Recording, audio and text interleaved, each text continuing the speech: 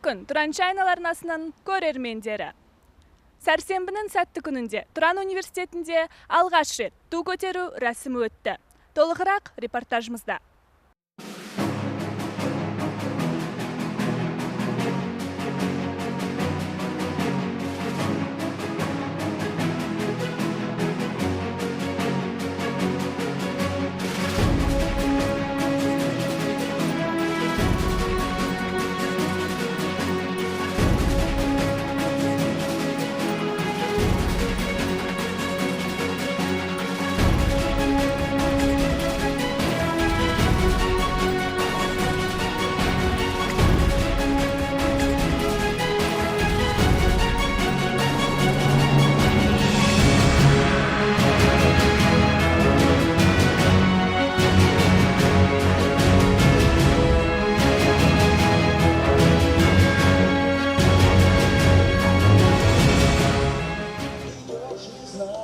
Осыдан 27 жыл бұрын тәуелсіздігін алып, жаңа өмірге қадам басқан мемлекетіміздің айрықша белгілерінің бірі ту. Ту әр мемлекеттің, сондай-ақ республиканың бостандығы мен тәуелсіздігін дәріптейтін нышан болып табылады. Бүгін Тұран университетінде алғаш рет ту көтеру рәсімі салтанатты түрде аталып өтті.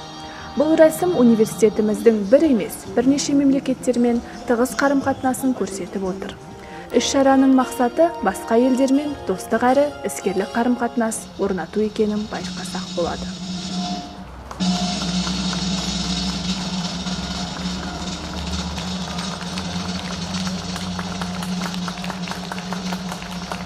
Негізгі мақсат осы елдермен қарым-қатынас соңғы кезде нығайып келе жатыр, кеңейіп келе жатыр. Осы елдерден студенттер келіп, магистранттар келіп жатыр. Ғылыми келісімдер бар. Соның арасында біздің студенттерді осы елдерге барып жүр. Соның байланысы негізі осы елге құрмет, осы елдің келген балаларға ел білсін, балалар білсін, кіммен қарым-қатынас, достарыңыз кім дегендей. Сондықтан ту көтеріп, біз осы елдермен жай тиіп қашып жұмыс емес, тығыз қатынасқа баруға жол ашты деген ойлап отырмыз. Мына қазір елшілердің өкілдері айтып отыр, олар да мән беріп отыр, келіп өздері мінекей осыған ерекше көңіл бөліп, тілектерін айтып кетті.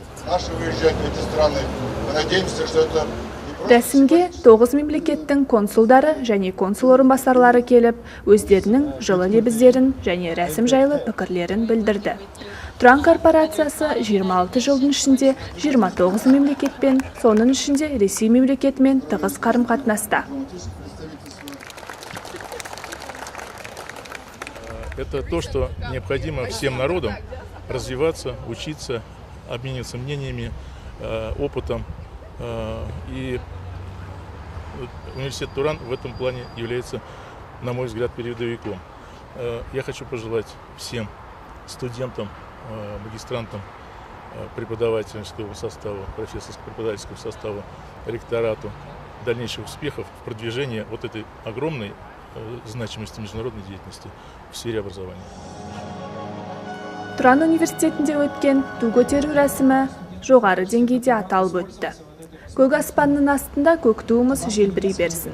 Сюжетті дайындаған Наргиз Бекен біздің арнаға жазылып лайк басуды ұмытпаңыздар.